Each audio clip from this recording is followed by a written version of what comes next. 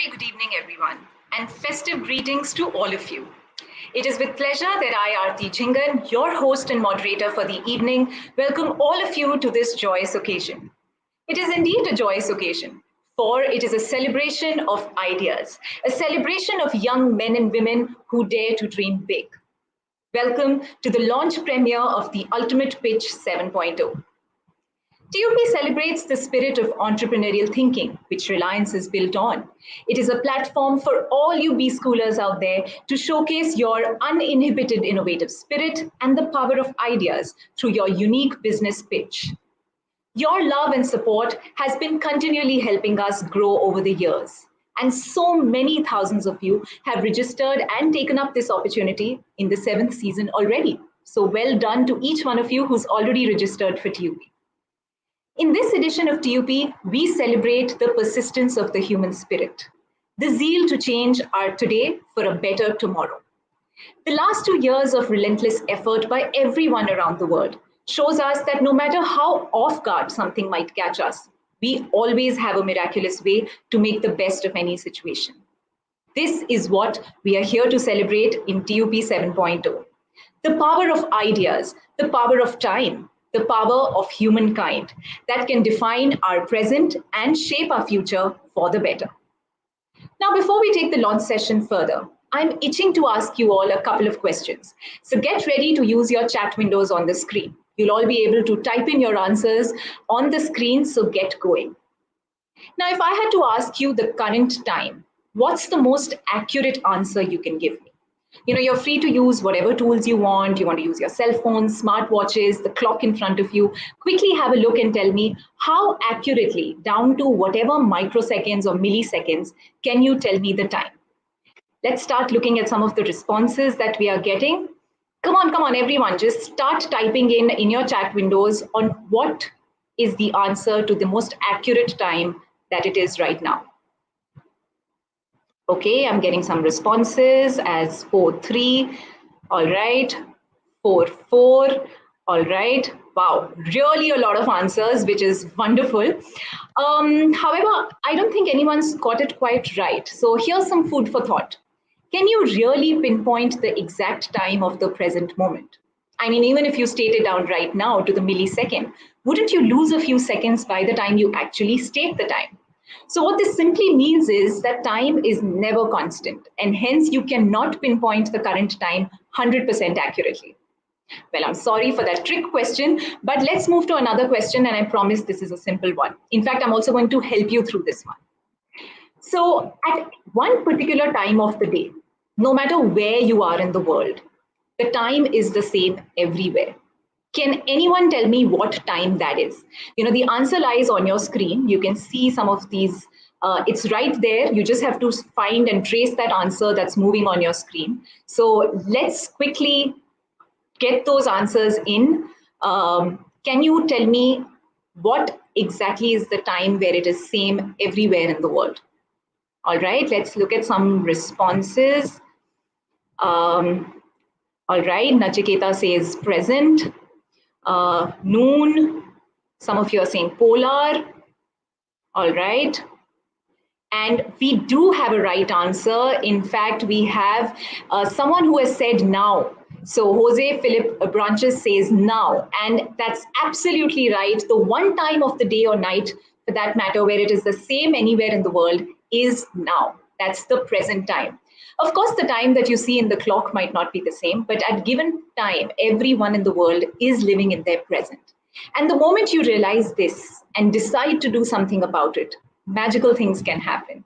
Hence, without any further ado, it is time to reveal the theme of TUP 7.0. Let's take a look.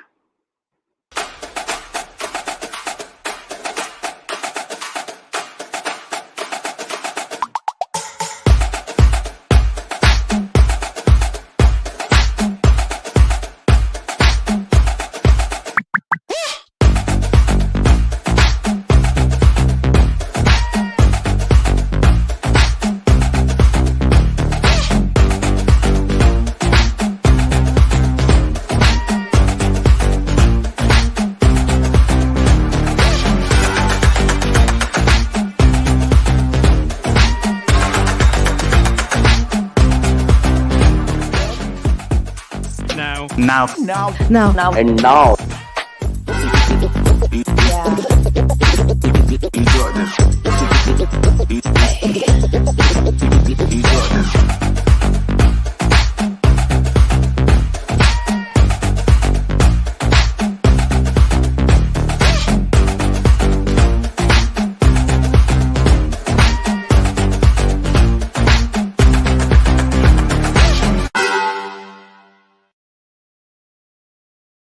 There you have it.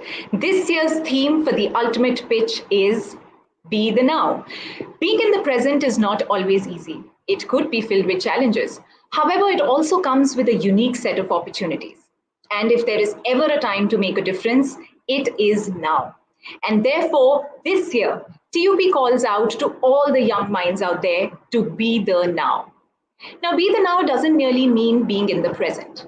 It is about owning now and seizing the moment. It is about dreaming now and thinking fast to keep up the momentum. It is about acting now and actively driving and leading change. So keep your restless energy up, for it is people like these who change the world one idea at a time. And Reliance has always believed in defining our now that shapes the days to come for us as an organization and for the society at large. And to know more about our Be the Now stories, I'm super excited to get right into it and bring our exemplary panel members on board. Our first panel member is Mr. B. Srinivasan, a leader who knows Reliance extremely well and has been working with Reliance Industries Limited for more than 21 years. He's the Chief of Staff at the Chairman's office and works very closely with our Chairman and has played a significant role in launching high-impact projects and businesses of Reliance. He also heads the corporate communication function for the Reliance Group. Srini sir, as we fondly call him, is a master's from Institute of Rural Management, Anand, and was a visiting fellow at the Stanford University. Thank you so much for joining us today, Srini sir. Such a pleasure to have you. Thank you, Aarti. I'm looking forward to actually having a good engagement with all the panelists and the people who are watching the show. Thank you, sir. Let's move to our second panel member today. We have Mr. T. Srinivasan, Chief Operating Officer of our supply and trading business at Reliance Industries Limited. A chemical engineer by qualification, he is a well-rounded and a well-known professional in the Indian and international oil industry with over 3 decades of experience spanning across planning strategy, crude and product trading, risk management, ship chartering and operations, finance, coal and gas procurement, and business transformation. Prior to joining RIL, he was head of international supply and trading for SR and with the Indian Oil Corporation for over 20 years. It is a pleasure to have you with us, TS sir. Thank you so much for joining in. Thank you, Aarti. Thanks. Next up is our third panel member, Mr. Sunil Dutt, President Devices and Sales and Distribution, Reliance Jio Infocom. Sunil is a veteran in the telecom industry with over 30 years of experience in the technology space. Prior to Reliance Jio, he's led some of the biggest brands and portfolios. He was the managing director of BlackBerry, president at Hewlett-Packard, country head for Samsung, and the sales director for Nokia, where he drove all these businesses to a dominant position. It is such an honor to have you with us, Sunil. Thank you for joining us. Thank you, Aarti, and an absolute pleasure to be here. And I'm now going to introduce our fourth panel member this evening. That is Mr. Dinesh Thapar, Chief Financial Officer at Reliance Retail. Prior to joining Reliance Retail in 2019, Dinesh spent 2 decades with Hindustan Unilever, where in his last role, he was heading the business finance team in India. A fellow chartered accountant and gold medalist, cost and management accountant, Dinesh has held a variety of leadership roles covering the areas of corporate finance, business finance, and supply chain operations. Thank you so much for joining us, Dinesh. It is such a pleasure to have you with us. Dinesh, if you could unmute yourself, please. Thanks, Aarti, and good evening, everyone. It's an absolute pleasure to be part of the TUP 7.0 edition, and I look forward to a very engaging session this evening with the panelists and the participants. Thanks for having me. Wonderful. So here we are. A very warm welcome to each of you distinguished leaders, and thank you so much for joining in. I really hope you all had a wonderful Diwali. How are you all doing? Hope everything's well and safe. Yes, we're doing well. I think it's been a long weekend, so looking forward to actually getting back to work from today. What a better way to start this week Not with for the Dinesh though. I launch. mean, I'm sure for a retailer, I mean, there are no holidays. Especially the holidays are the most busy days for them. I'm Fire, sure. So I think fire up to get back. Fire up to get wonderful. back. So I think with TUP, it's a great way to actually be at the launch. And Dinesh, I hope this is a good change for you from all your sales targets. So let's get right at it. All you bright B schoolers out there, this is also an opportunity for all of you to ask questions to our leaders. So use that chat window and ask away. Leaders, you have been associated with TUP for so many years, and I am certain that all of you resonate with the theme that we have this year. So we are eager to hear your perspectives on Be the Now and the way all our businesses have actually been enabling the same. So let's start with you, TSR. Given the special circumstances that we have been operating in, especially since the past 20 months, and the unprecedented challenges that the entire human race is facing, were there a set of unique challenges that our refining and marketing business faced? And how did we as an organization very quickly adapt and manage to have uninterrupted operations?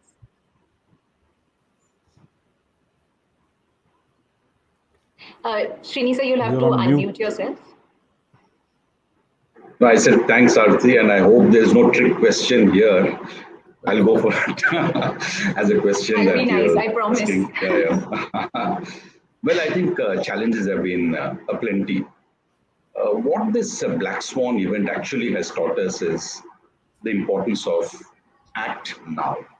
That's the theme, and I think it's very topical and it's very interesting. It's actually a tremendous learning despite more than 3.5 decades of experience. The importance of act now. So before we jump into how the specific actions that we've taken to tide over these difficult times, I just thought I'd share a few things so that you have a better appreciation of what we did. All of you will be very proud to know that Reliance actually has created the world's largest refining petrochemical complex at Jamnagar, and this was done more than a decade back. So it's important that the audience here knows that India is actually the largest refining center in the world. So, and the other thing is it's not only the largest, but it's also very complex. What this means is that it can produce some very high value products by using very cheap feedstock. So you have a kit there which can actually give you very, very high value products from feedstock, which is pretty cheap. So that's a kind of a setting where you can make good margins, and we are in the business, of course, to improve the margins and make the best out of it. Now, what happened during the pandemic? That's the question which we have to address. So in early 2020, all of you are aware that all countries in the world more or less have went in for massive lockdowns.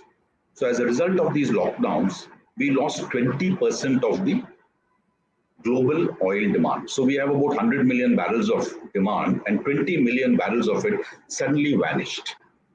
It's like, to give you a perspective, because most of you will not be following this market closely, it's like 5 countries, the equivalent of India's consumption, 5, or let's take India 5 times over, coming to a grinding halt as if they're consuming nothing. So you can well imagine it was like a gridlock, and it was very difficult to move the product out. Now, what is the option? Everyone can think about the situation and come up with options. What do you do? So the easy option is, okay, be in line with the rest of the world and then shut down your refinery. Okay. What would happen? Just imagine for a while. It would mean piling up of all your stocks, because the crude was already loaded coming on vessels. So it would pile up into our tanks, and the products, because they wouldn't move easily, there's no demand, it would actually cause a liquidity freeze. So this is a dreaded situation for any corporate, not a very bad option to consider a shutdown. So what did we have to do to avert a possible liquidity crisis? The imperative for us was to ensure that crude not only comes in, it gets processed in the refinery, and we evacuate the products. So I'll just give you some high-level actions that we did. All the people were sitting at home. So what happened to the LPG domestic demand? It started rising. So in the country, we had very, very strong demand for LPG, and people were consuming more. Now, what do? We produce a little bit of LPG. We normally don't produce too much in our refinery. So we actually switched, because gasoline demand was down. People in the beginning of the pandemic were not driving. Everyone were asked to, be at home and not move. So we actually some of the streams from gasoline, we actually moved to make more LPG. Now this is pretty unique. Was it not possible? Yeah, it is a possibility, but this was hardly warranted earlier. So it was a unique and new thing that we had to do to maximize LPG. Same way, all of you will probably be aware of what happened to the airplanes. They came to a grinding halt almost because all countries were locking down and not allowing flights to come in from different countries. So jet fuel, which is used to run these planes, they had to suddenly, it came to a standstill again, the demand. Now, we really worked hard in the refinery, came up with some smart changes, and we converted most of this jet fuel into ultra low sulfur diesel. Now, there was demand for diesel because industry was running and emergency vehicles were running, so we could do that. So sometimes I wonder what Shakespeare said, sweet are the uses of adversity. Actually, this was a situation where we realized sweet were the uses of adversity. Now, to keep the supply chain moving, we had to ensure that ports would operate, ships would come in, buyers would lift. Now, you may wonder who are the buyers who would lift. There are enough number of people in the world who actually speculate and who are saying that, no, I'll take the product. And there was demand in some of the countries of other products which were required. So we had to ensure that products were also lifted, that the port authorities are available to run the ports. So it involved several split-second decisions, and the impact was in millions of dollars, mind you. So it actually required a lot of commercial acumen, and we had to do this. So a lot of high-pressure kind of situations that we faced during this period when the lockdown just happened. And what I saw was actually a burning passion in my team. Okay, we were all available through MS Teams and others. I think Mr. Sunil Dutt will speak how India could run because of Jio and the other telecom companies. And what I saw was all of you will identify yourself with adrenaline junkies. You love to do the adventure. So it was like actually adventure. People taking this as a challenge, no one backing out, people saying, okay, here we are, we're going to do it.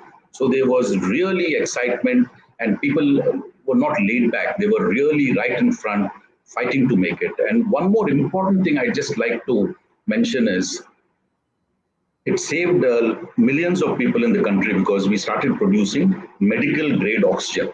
And here again, Reliance never produced any medical grade oxygen, and suddenly in a matter of weeks, we could actually start producing medical grade oxygen. So for me, Aarti, coming back to the question, be the now, I think it essentially exemplifies a very strong bias towards action. We can't aim for perfection. We have to fire at moving targets in a business, so we take calculated risks. And the other thing I would like to add is the power of now, or the need for acting now, is not restricted to emergencies. I would like to say that all of you should actually embrace act now as a motto. And I'll quote Robin Sharma when he says that ideation without execution is nothing more than delusion. So this is what I would like to sum up and mention about what we did and how we overcame. So it's very powerful to act now. Thank you. Thank you, TSR. That's so well said. In fact, I think the be the now spirit that you mentioned was there in your team and every amongst all of us to make things happen was so relevant across. And very interestingly, you mentioned about Mission Oxygen. I remember when there was news about how we've started producing medical grade oxygen. My father-in-law is actually, a doctor, and he was on the front line with the COVID patients. And I remember he sent me this message saying that he was proud that I'm working for an organization like Reliance because he actually felt the need of how important it was. So that actually resonated a lot with what you just said. And I'm probably going to just take a cue from here, and Srini sir, let's talk a little more about what we at Reliance did. I mean, the medical grade liquid oxygen is just one such example of Reliance joining the battle in fighting the pandemic. So whether from Mission Anna Seva to actually setting up so many vaccination centers over hundreds of cities across the country, Reliance Foundation did so much and more. And how crucial do you think has been the role of corporate organizations, including ours, in being agile to act decisively and act now to address the challenges? Thanks, Arti. I mean, as T. said, I think this was a humanitarian crisis. This was a global crisis. This is not a crisis that was limited to either one section of the population or one section of the geography. Everybody was impacted. So, and all of us were struggling to find answers. And at Reliance, we always taken pride saying that act now has always been something that we very take tremendous pride in. In fact, just to take you back, we were the first ones to actually set up a dedicated COVID care center in the country. Much before COVID actually became a very, very serious issue, we foresaw this. I mean, in March of 2020, right, we had actually started working on setting up a dedicated COVID care center because we saw that this was going to impact the global community as a whole. And if we don't take preventive action, we are going to be in huge trouble. So in Mumbai, we had set up the first dedicated COVID care facility of 250 beds. We didn't have the staff to run it, so we gave 125 beds to the BMC to run it, and 125 we staffed it ourselves to run it. The second thing that we did was to protect our people first, and we actually set up a control room, physical control room on the 12th of March to start tracking every individual member of the Reliance family. And when I say family, every member in the family, not just the employees, but their dependents, their children, their parents, everybody was included. We started populating to find who are the people at risk. And we moved from a physical control room to a virtual control room on the 22nd. We reassembled ourselves very quickly and actually started tracking every single individual to see how they can be tested, how they can actually, high-risk people can be protected, all of that. That was the first thing to do because we still, as T. Srini says, all our manufacturing facilities were still running 95% plus capacity. If you don't have people to man and run it, then we would also be in trouble. The third thing that we did was, again, rewinding back to March, April, India didn't have a very robust manufacturing facility for PPEs. So initially, we did airlift quite a few from other parts of the world, but then we set up a team actually to start looking at how do we manufacture PPEs. And in a matter of 6 months, not only were we the largest producer of PPEs, we started exporting PPEs as well, right? PPEs, gloves, swabs for the test, all of that. We started our R&D team working virtually, set up all of this, right?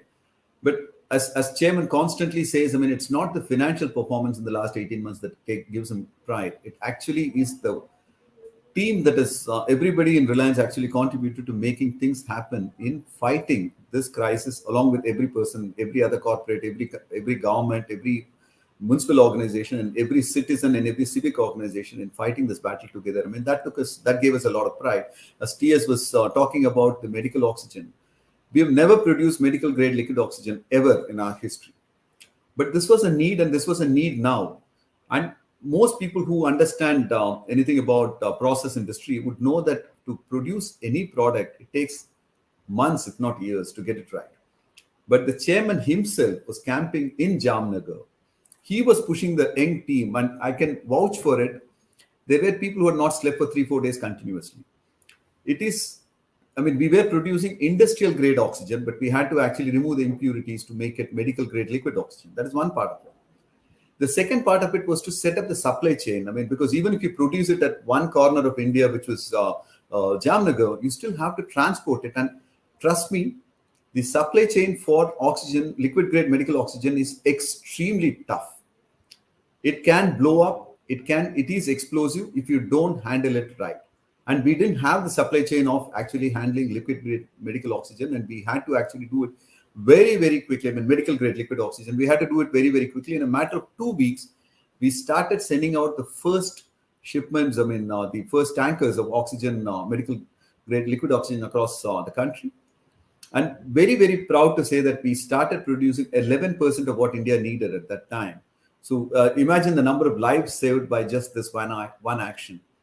The other thing that gave us a lot of pride was when the national lockdown was announced on 24th of March, we actually wanted to provide meals to those people who were actually stuck. We quickly realized saying that running a community kitchens, because people are not coming out, people were not able to come out. We had the great infrastructure of retail, including distribution, warehousing, supply chain, the trucks, the sourcing, the merchandising, all of that. So we started using them to make dry ration kits that a family will need for 10 days and started distributing it across the country.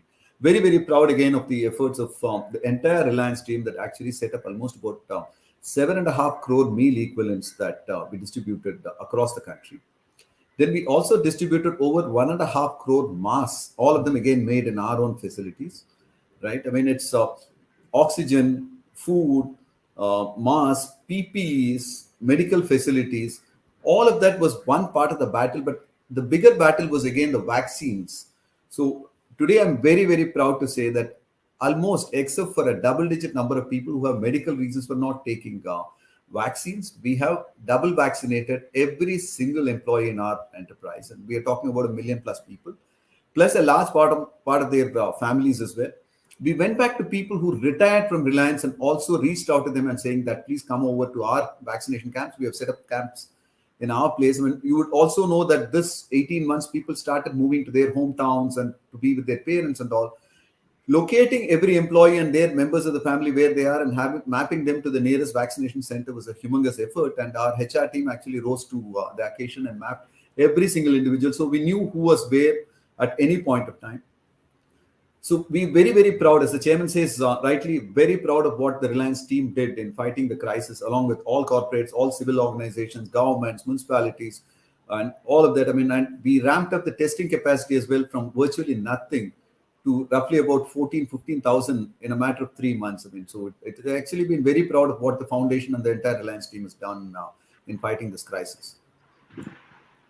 Absolutely, sir. And I think, be the now, the spirit comes out so strongly through the examples that you just shared. In fact, like you just said, that we knew at each point in time where each of our employee and their family members were, the symptom checker is a beautiful example of how every day all we need to do is let, our app know how we are feeling. Incidentally, in fact, I remember during the start of the second wave, that's how, I had a member of my family who got detected because there were certain symptoms which we shared, and within less than an hour, we received a call, from our refers help desk, and help was on our way. So it's really, really a matter of pride, and salute the spirit of Be the Now. Speaking of course, communication and how quickly we were all communicating through this entire experience, it's impossible not to mention the geo effect and the impact that it has had for our country at large.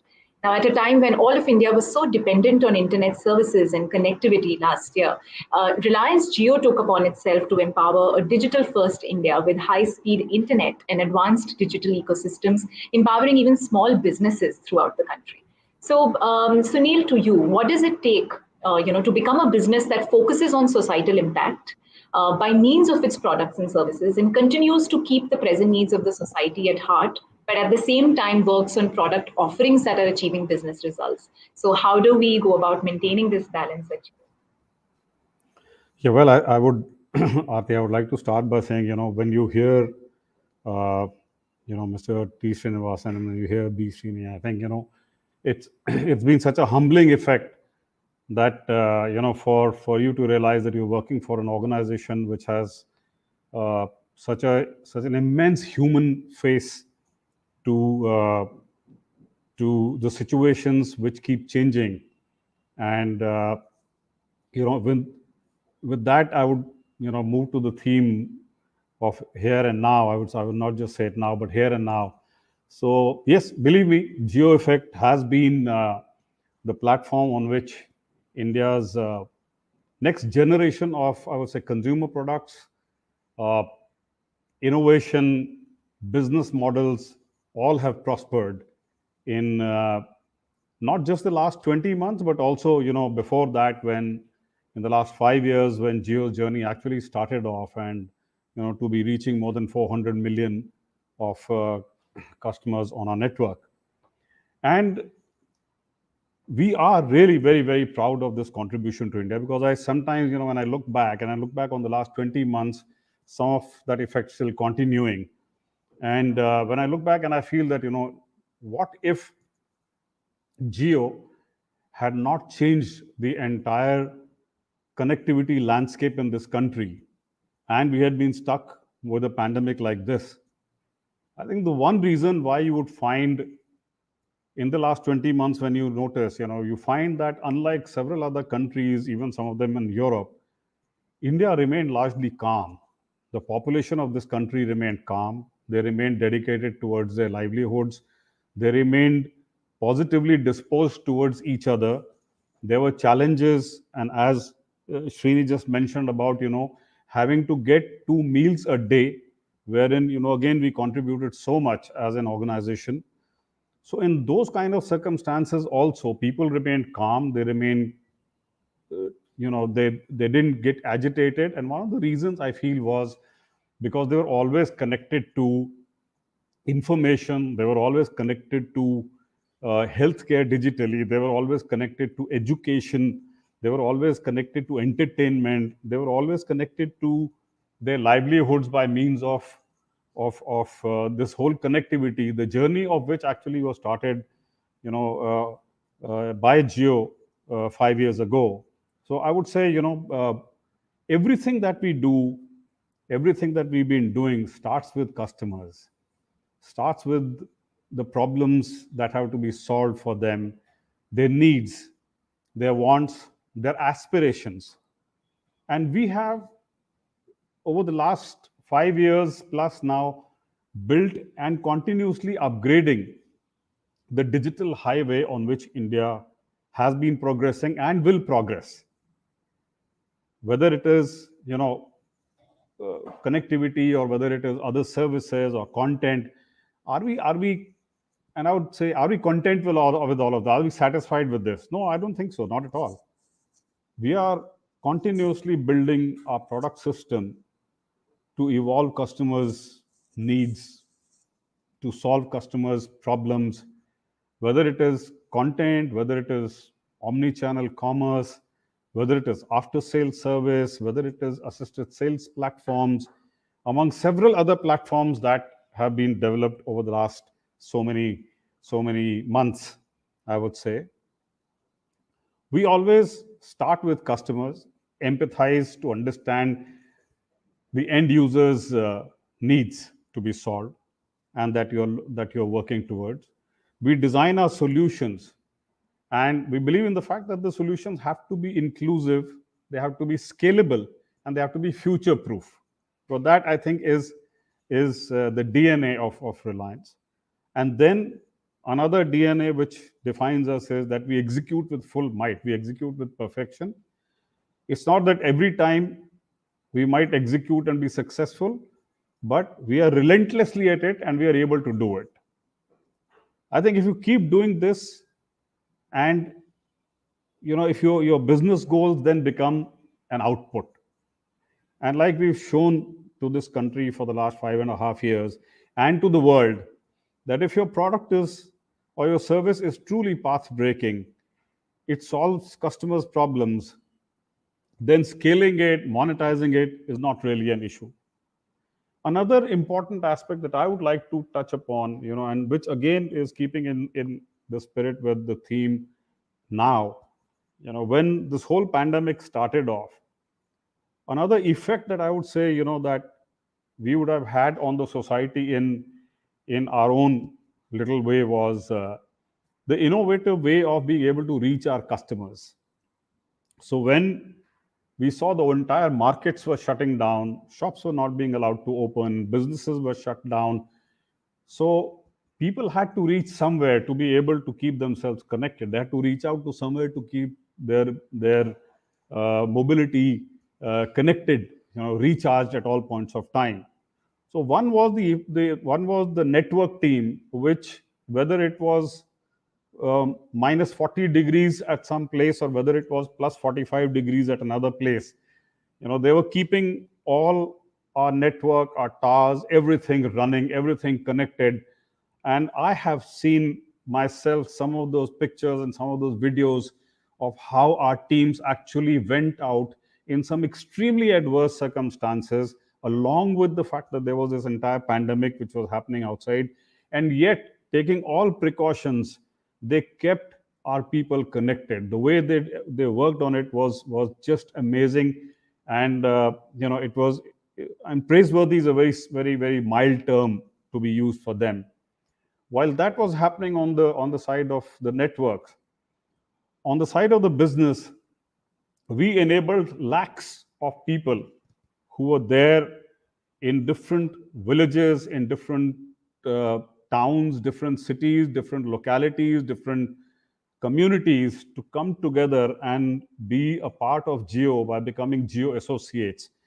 And they helped a lot of people around their immediate catchment areas of their own village, their society, their colony, etc., in their immediate vicinity, including their friends and families and everybody, to get connected, because we enabled them to get the recharge from Geo and they were able to pass it on to their immediate people in their vicinity. Even the retail partners for us, we enabled them to be able to get connected to us digitally and then get connected to their customers digitally. I think all of that, came about from the spirit of, acting on the now. And, the, the right time, as I said, was, the right time is now. There is no other right time. It's just this time is the right time. So I think that is something that one is, I always feel very proud about. And yes, so I think Geo Effect has had its impact on individual lives, on businesses, including small businesses and SMEs, and including some of the larger enterprises as well. So yes, I think we've come a long way, and we are still, as I always say, after 5.5 years also, we are still in the startup mode. Wonderfully said, Sunil. So, in fact, I think the Geo effect and the evolution of Geo is a perfect example again for Be the Now. And 20 months back, we would have never thought that we would be connecting with the brightest minds in our B schools through this platform. But look at how wonderfully GeoMeet is helping us connect with thousands of them across so many institutes and from so many locations. So, absolutely agree with what you said, Sunil. So, and quite rightly, you also spoke about how retail teams also played such an important role. And for everyone who's connected with us today, you'll be happy to know that Reliance Retail added 1,500 new stores, the largest retail expansion that was undertaken by any retailer during this period, to bring the total store count to almost 13,000 stores. Now, our newly set up omni-commerce infrastructure allows Reliance to deliver an unparalleled service proposition across 1,300 cities. And GeoMart also registered over 6.5 lakh peak orders in a single day. It is India's largest grocery retailer. Now, Dinesh, that's quite a feat to achieve, especially with everything that was going around. So despite all these odds, how did we at Reliance Retail spot these opportunities? And what are the key mantras that, in your opinion, have enabled Reliance Retail's success story? Yeah, thanks, Hati, for that question. And I think I must say, for all of us, on this session, it's been a tremendous 18 months that we've seen, and truly for Reliance Retail as well. And while much of the pandemic and the Black Swan event is spoken about in the context of it being very, very disruptive, right? And truly so, it's been an unprecedented phase of challenge for any retail business, as indeed ours. But I think as much it's been a big opportunity for transformation, an unprecedented opportunity to really transform businesses and the way we work and serve, customers right across the breadth of this country. So at Reliance Retail, what we essentially did during this period was, and let me try and put this out as a two-pronged approach, right? It was a crisis. It was a Black Swan event. And as the country's foremost retailer, we had to act now, right? We had to be out there to serve customers and ensure continuity and to ensure that supplies were made available. And so therefore, what we did was to manage the here and now, right? Which was really responding to this whole situation, securing people, clearly large teams that we had. And it was important for us to secure them. Work from home, one part, and we've spoken about at length as to how Geo powered a lot of that effort that went behind it. We looked to secure our operations because we were clearly focused. It was a customer-first approach that we took to say that, we will do as much as we can to try and keep our stores and our operations functional so that we could serve customers in what was a period of extreme anxiety and panic in many ways, right? And so therefore, it was also incumbent on us to ensure that we took the right measures to secure our operations so that we in turn could serve our customers. And I think full credit to really our frontline teams, to our store associates, to people working out in the field, in the supply chain, because they truly were the real unsung heroes to be able to power a system that we can all speak with so much of pride of today, having really kept that chugging along through this period, right? And then, of course, it was ensuring availability of supplies to customers, right? And this was leveraging our own networks, working with vendor partners, working across the value system, leveraging our own capabilities that Reliance Retail had built over the years, fruits and vegetables, clearly going all the way back and ensuring that we had produce available, whether COVID, pre-COVID, post-COVID. We had fruits and vegetables at our stores and available for customers day in, day out, unabated. So leveraging that. And then I think the other approach that we took was, we said, if customers can't come to stores, let's find a way in a very responsible manner within the framework and the ambit of local legislation. Let's find a way to try and get to them, right? And there is panic and they can't come here. Let's try and get to them. And across the breadth of the business, you saw innovation of a very different order. And I think, a lot of people would agree at this point of time that this has been a phase of innovation at scale and in terms of time, which is clearly unprecedented to what mankind may have ever seen in terms of just how we responded to it. We had markets on wheels. You don't come to the store, the market will come to you and really serve you groceries and essentials at your doorstep, at your society. Pop-up stores, merchandise, because clearly there was the need. There were occasions to be had, there were festivals, and there were moments as we went in and out of lockdowns, as we went in and out of operating curbs being lifted and imposed, where we created these moments and we created pop-up stores in a very responsible and very safe manner, again, in housing societies and colonies, in catchments where there were people who would come and visit. We did that. We pioneered something in a luxury business, which probably is not seen the world over, unprecedented again, called distance selling, where, if you couldn't come into the store associates, through a video form were able to engage with their customers and almost replicate what was a real-time buying experience, a shopping experience in the comfort of the house. So I'm in the store and I create the whole experience for shopping for you by being in the store whilst you're in the comfort of your house and safe there, and still being able to offer an opportunity to be able to do some shopping. So we did a number of things to be able to, at a time when customers couldn't come to store, for us to go to them, to be able to sustain the spirit, but also be able to serve them essentials. Now that was Reliance Retail managing the here and now.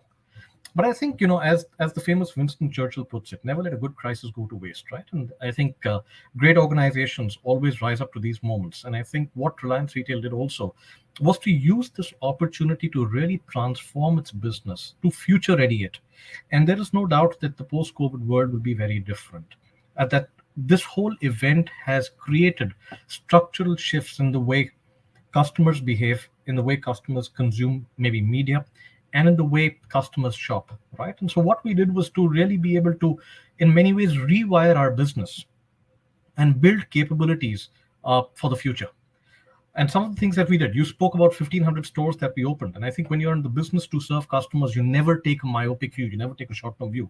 Reliance Retail never did that. We didn't see what was going to happen 6 months, 12 months out. And maybe, COVID would have lasted. When you're in the business to serve customers, you take a longer-term view. And we really went out and continued the extent of store expansion to the extent that local operations could allow for it, right? And we're looking to accelerate that. Why? Because we think that there's a huge opportunity to be able to take the benefits of organized retailing right across the country, across categories, and specifically in not just to the India as it is called, but into the real Bharat as well, right? So a lot of our stores today that are opening out in smaller tier towns, clearly. So that was one view that we took to really future ready this business, which is to take a longer term view, continue on this path of expansion.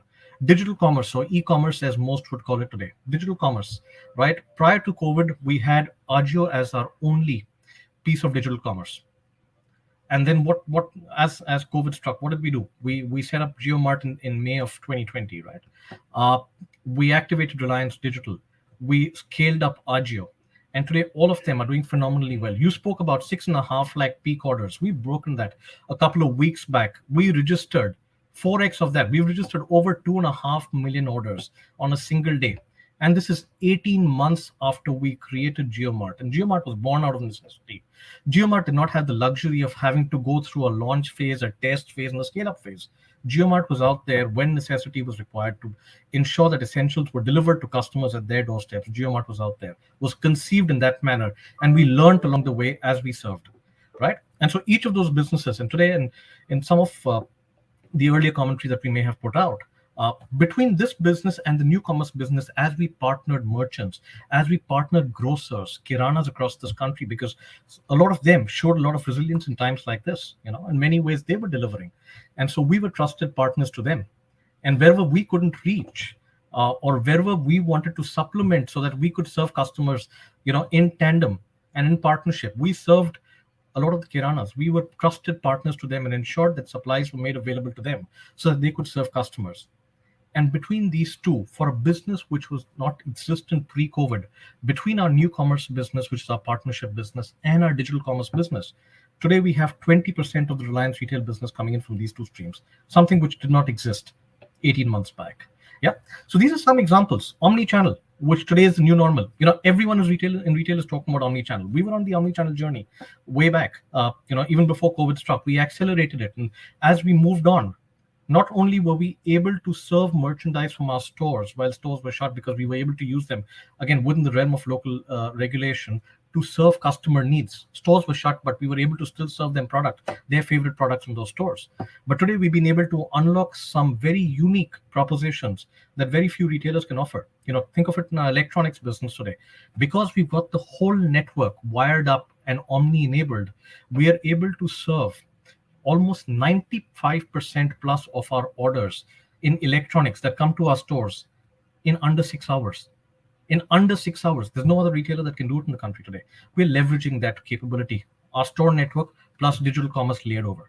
Right. So this has been a phase of unprecedented innovation, collaboration, thinking, and relentless execution. I think all powered by exactly what you've heard from all the co-panelists over here, by a very, very passionate team that's been out there to serve, that's put the customer first and foremost, really, and lived up to it. And so that's how Reliance Retail is today. So when I look at our business today, I think we clearly a much fitter business, future ready, very cognizant of where the trends are changing, what the changes are, and right out there, not just as an offline retailer that Reliance Retail may have been known 18 months back, but today, as the country's foremost, we remain, but also as the country's foremost omni-channel retailer. And that's what we've done to transform this business and future ready it, because we said now is the moment to act. And so that's really how Reliance Retail has looked at the last 18 months and what may have been a phase of unprecedented challenge for the retail business. And therefore, as I sum up, for our participants, let me end off by saying, fundamentally, now is always a good time to create a better tomorrow. Yeah, and I'm sure everyone will agree with that. Now is always a good time to create a better tomorrow. Seize the moment, but act now. Yeah, for that, Aarti, let me hand it back to you. Thank you. Thank you. Thanks, Dinesh. And such inspiring Be the Now stories, is what we heard. Incidentally, Dinesh, you've actually answered, a question that we had from one of our audience members, Shreyanshi. I really hope what Dinesh has just shared, answers what you were asking. And Dinesh, speaking of JioMart, just wanted to also share, I have family in a small town called Churu. And incidentally, in between, in the middle of the pandemic, JioMart was delivering broccoli to my family, and they actually managed to have broccoli soup, which was something which was unheard of for them. And so that's just how what a difference JioMart has also been able to make. So great examples coming in. What I also thought is how wonderfully each of our Be the Now stories actually are connected. I mean, right from what we are trying to do in our refining and marketing business, to the initiatives that Reliance Foundation has taken, the impact that Jio has been able to create, and of course on that ecosystem, how retail has been prospering. I think it's wonderful how Be the Now is actually such a constant theme running across our businesses. I'm now going to take up, also an audience question. And Srini, so there's just so much, that is being talked about. So I'm going to pose this question to you, and it's also on very similar lines that Vasudev from SIBM has asked a question. And that is that, while we are doing our best to support the society, and we leave no stone unturned to ensure well-being of our employees and their families, we've continued to take significant steps to our larger vision of adding value to the India growth story. And we at Reliance have been doing our bit in defining our now and helping shape a better future for humanity. So Srinisa, how do you think our efforts and investment into the new renewable energy and materials, how will that enable our planet to be cleaner and greener in the years to come? Yeah, I also saw his question also was about how will you continue to deal with fossil fuels. As TS was explaining, we have one of the most complex refineries actually in the world. Our Nelson Complexity Index is one of the highest in the world. And what it does is it gives us the capability on two fronts. One is, it actually has crude is just a term people use, but there are various types of crudes, right? This refinery actually has the ability to process in most types of crudes that are produced anywhere in the world. And second, what it does is it can allows us to actually play with the product that we want to produce finally, right? So what TS was explaining about how we could actually produce more LPG, more diesel, and zero jet kero, all of that is because of the way that refinery has been configured. So what will happen going forward, even when diesel and petrol possibly would be much lower in consumption than what it is today, our refinery will still stand to actually benefit from the uptick in the materials, right? We will go further downstream and produce more materials than the jet keros and diesels and gasoline and all of that as well. So that's one. But what we are excited about, as our chairman said in the AGM, saying this is possibly the most important project that he's ever done in his life. And for somebody of our chairman's capability, achievements, and accolades, and all his past glory, to say that what he is doing currently is the most important actually lays enough emphasis on what portends in the future for us. So we're doing two things essentially. We are investing significantly in the new energy. We are setting up 4 gigafactories in Jamnagar, over 5,000 acres, where work is started. The first one is for integrated solar manufacturing, all the way from sand to silica, silica to polysilicon, polysilicon to wafers, wafers to panels, panels to modules, right? It's that's the first gigafactory. The second one is, see, the renewables, unfortunately, fortunately, whatever way you look at it, the generation is at a particular time, the demand for it would be at a different time. So you need storage. So that's the second piece that we're doing. Storage is the second gigafactory that we would be doing. The third one is we're looking at hydrogen as a very, very clean fuel going forward. So we'll be using electrolysis for producing hydrogen. The fourth one is fuel cells, because we believe that most of the there are essentially power has two things, right? One is stationary power, which is consumed in your offices, in your malls and commercial establishment, residences, and all. The second one is your automotive one, which would get replaced.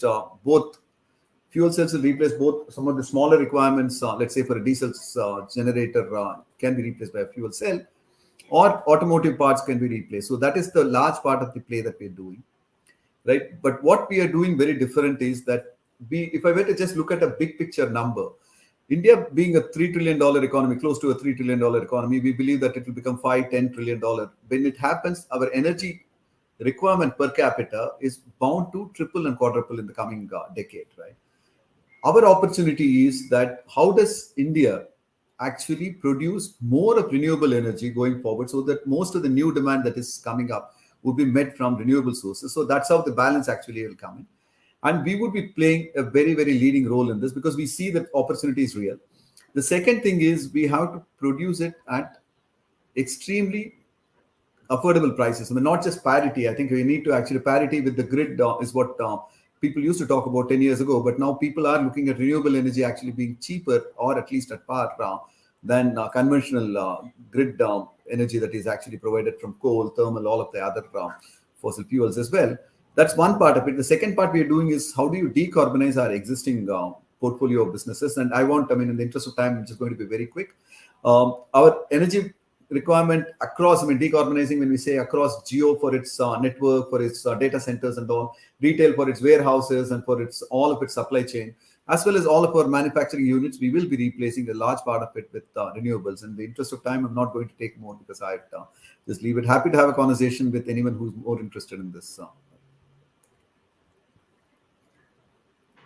Great. I think Vasudev, that should certainly answer your question. And of course, there are quite a few questions coming in. However, in the interest of time, I'm going to move to a very interesting segment, which is the Be the Now segment. And this Be the Now segment is where we are going to put our panel members through some questions and see how quickly in the now are they going to be answering some of these. So panel members, I hope you're ready for it. And Sunil sir, we're going to start with you.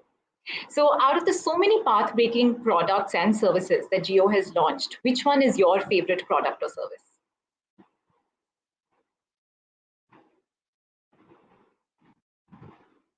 So you're on mute, you'll have to unmute, please. Sorry, I was saying, that's a very tough question to answer, Aarti. I mean, it's like, in your family, who's your favorite child? I mean, that's kind of a question, and this is a very tough one to answer. But let me go through different products and say, when I look at connectivity, whether it's the unlimited voice or high-speed data, which one would you choose, one over the other? But it's the data which has enabled even the unlimited voice to happen. And when I look at devices, I would say JioPhone definitely was the most path-breaking, and now JioPhone Next coming in. So one leading to the other, but clearly my favorites. And then when I look at the platform side, I would say the JioPOS Plus, which enabled all our Jio associates, which I talked about, to get connected and get our customers connected to mobile broadband. And now with the whole JioMart that you heard from Dinesh, the JioMart digital platform which is coming up, so that's going to be another path-breaking one. In the channel, I would say clearly, I think the Jio Associate channel that was clearly the path-breaking one, I would say. So it's difficult to be able to answer in one go. But I would say each of the children have some unique capabilities. So I would rather be able to appreciate each and every one of them. But I think the one which I would say has been the most humbling one and the most satisfying in the last few months, and Srini would agree with me on that one, was the fact that we were able to offer to a lot of people who are finding it a challenge to remain connected because of their livelihoods getting impacted. So, the fact that we were able to provide them free connectivity at that point of time, including data and voice on a daily basis, till the time they could get their livelihoods back on track. And to a lot of other people who were in need of data but were not able to afford adequately, to be able to get the buy one, get one kind of an offer. So I think those were really humbling, and they were most satisfying, I would say, because at that time, you get to realize that when you are in that position to be able to do something for the society, you act on it now and you're able to do it. So I think those have been kind of most satisfying in the last few months. Thank you, Sunil. So clearly you could not pick up amongst your different children, and I'm sure they're all very happy that you mentioned them all. I need to keep peace in the family. All right, let's move to Dinesh. Dinesh, what's the biggest thing that the pandemic has taught you, which you never realized during the pre-COVID era? Okay, it might sound a bit philosophical, Aarti, to your question, but I think there are two quotes which really have resonated for me in this last 18 months. And I think the first is the Charles Darwin one, which is saying it's not the strongest of species that survives, nor the most intelligent, but clearly the one which is most responsive to change. And I think this is particularly true for organizations as much as it is of individuals. And if I just look back, I think if there's ever been a moment where adaptability has come to the fore as probably one of life's most essential skills, it is now. It's been the last 18 months. And the second quote, which really resonates with me through this period of time, and it's because I love sport, and I really believe that sport in many ways is also like a metaphor to life, is what the famous Muhammad Ali said, that impossible is nothing. And then again, if the last 18 months is anything to go by, impossible has been nothing. Wonderful. Thanks, Dinesh. I thought you'll also probably add cooking to that list, saying that you really learned how to cook. The pandemic has been able to do that. Impossible is nothing, absolutely, in that spirit. All right, wonderful. B. Srini sir, an innovation in business which was ahead of its time, but Reliance made it happen now. Actually, I mean, there've been plenty, I guess, but the one that gives a lot of satisfaction, I would pick from Geo. Actually, the eKYC, I thought, was one of the biggest innovations that enabled us to acquire more than 1 million customers in a day. When people in the industry who have been, and this industry is not a new industry; it's been there for 25 plus years. But that was definitely one of the biggest innovations that we brought that actually speeded up acquisition of customers, getting the customers actually online in the shortest possible time. I thought, I mean, that's one of the biggest innovations that I look forward that we brought to the table. I mean, it is using all the elements were there, but we were the ones who did the innovation. So, Wonderful. you missed that child of yours, Sunil. I had to. It's okay. Yes. Between all of us, we are ensuring everyone's happy in the family. So, TS sir, very quickly, my last question to you. Something that you think the students of today have and you wish you had it in your student life? That's a pretty straightforward one, but I kind of grudge them for it as well as I sympathize with these people for that. And the reason is simple. I think it's the World Wide Web, okay, where there's a wealth of information at the fingertips. And, earlier in our days, before researching on anything, we had to do a literature survey of, 2-3 months to make sure that, we start the project. So it was a very, very rigorous activity. Probably now you can do it in the matter of hours or definitely a few days at the most. So I think this is kind of one of the reasons why I grudge them. And the reason why I sympathize with them is they could fall prey to the seductions or addictions of the web, actually. Facebook, Meta, or whatever you call it, Insta. So because of this highly distracted world we live in, it's sometimes difficult to focus. So I'll kind of recommend to the participants here that they should read Deep Work by Cal Newport. He actually focuses on this because the world actually only looks at not generalizations but specializations, so the cognitive abilities. So please do read that if you can, and wish all the participants happy TUP. Thank you. Thank you so much, TS sir. And there was also a message for each of you students over there. So do take that advice.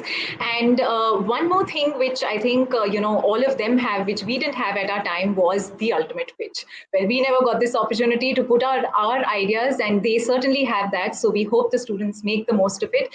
With that, I thank our panel members. Thank you so much for being with us. I think the message is loud and clear that it is imperative that we need to start acting in the present to achieve the goals that we desire in the future. So thank you so much for that, panel members. Any last best wishes for our participants? Thank you, Aarti, and best wishes to all the participants. And good to compete with each other, and we're looking forward to some great work there. Thank you. Thank you. Thank you. Thank you so much, panel members, and stay safe. Thank you so much for joining us. Thank you. You too. Thank you, and all the best. All the best to you. All right. So that was absolutely wonderful. Thank you so much, leaders, for joining us. And my takeaway is that the real change happens only when you decide to become the solution that the world needs now.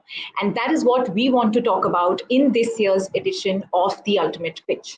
So let's take a quick trip down memory lane. As you already know, Reliance's Ultimate Pitch is today in its 7th year, and having started in 2016 with the first edition, how I remember that day so very well, our journey from then to now has been an incredible one, where we started off with just 16 B schools to now becoming one of the biggest B school competitions in India today. Now, in this season of TUP 7.0, you can expect 7 times the excitement, 7 times the engagement, and 7 times the opportunity. So hustle up and register now to take the challenge, seize the moment, and be the now. So this is what you need to do. It's an extremely simple process. Just register yourself as a team of 1 to 4 members. Go on to the TUP website. You have to come up with an innovative idea, make sure that it solves a real need, and share your 3-minute video pitch with us. Upload that pitch on the TUP website. And We, of course, have an extremely simple process post that, where you would be submitting your idea, you would move on to the next stage where you would be evaluated. Best of those ideas would then, of course, be mentored by some of our experts from Reliance, and then you get to face off with the best ideas at the grand finale. And to make this entire process very, very simple, we are actually going to be making things much simpler. So on your screens, you can see the cheat codes to success.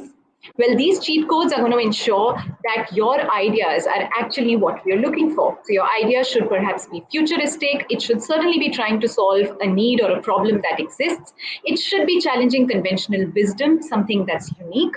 Your idea should be practical, and we should be able to scale it, and it should certainly be able to have a strong business case. That is, it should be able to have a very, very strong business proposition. So if your idea meets all of these, well, this is what you actually could be walking away with. The ultimate pitch winner or the ultimate champion will be walking away with cash prize of 6 lakhs. The finalists will get an opportunity to be mentored by our in-house experts. The national finalists will also be getting pre-placement interviews. There are going to be cash prizes for our campus round winners and runners-up, and so many more prizes and goodies that you're going to be winning along the way. Well, that is not all. So you're not only going to be winning as an individual or as a team, it's also a chance where you can make your institute proud. We also have special campus awards. So it could make sure that you, your team, and your entire institute are actually participating in big numbers with huge and lovely ideas to win some of these campus awards as well. Now, if you don't really believe what we are saying, do reach out to all our participants, our past finalists, to actually understand what they have to say. Now, before we, of course, conclude the event, I would like to take this opportunity to thank you all for joining us. If you do have any questions, please head over to the discussion forum, which is on our website at reliancetup.in. And that was certainly an extremely fun session, but please do remember, not all good things have to always come to an end, because this is just the beginning. We have an enriching masterclass session which brings forth global perspectives on the theme Be the Now by Mr. Shumit Banerjee, who's the independent director at Reliance Industries Limited, and also followed by Career Cafe sessions at 6 p.m. So thank you so much for joining in. Do follow our social media handles. This is me, Aarti Jhingan, signing off, and all the very best. Be the now, continue to mask up, and stay safe. Good luck.